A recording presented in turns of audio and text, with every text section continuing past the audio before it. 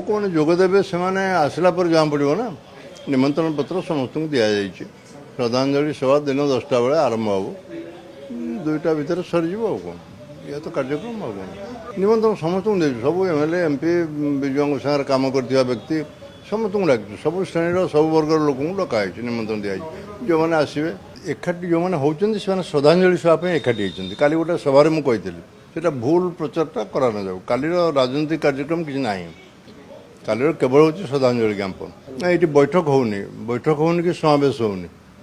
ଏ ଜିନିଷଟା ମନରୁ ଆଗ କ୍ଲାରିଫାଏ ହେବା ଦରକାର। ଇଏ ବୈଠକ ନୁହେଁ କି ସମାବେଶ ନୁହେଁ, ଶ୍ରଦ୍ଧାଞ୍ଜଳି ସଭା।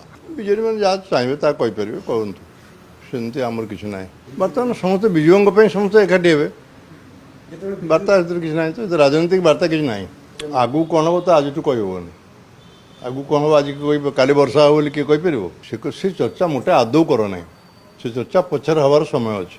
ହେଉଛି ଗୋଟେ ହେଉଛି ଏମିତି ହେବ। ଆଗକୁ କ'ଣ ହେବ କିଏ ଏବେଠୁ କହିପାରିବ କି ଜଣେ କିଏ? ଆଗକୁ ଜଣେ କିଏ କହିପାରିବନି କ'ଣ ହେବ। ଯିଏ ଯାହା ଚାହିଁବେ ତାହା କହିପାରନ୍ତି, ସେଥିରେ ଆମର କିଛି ଯାଆସ ନାହିଁ।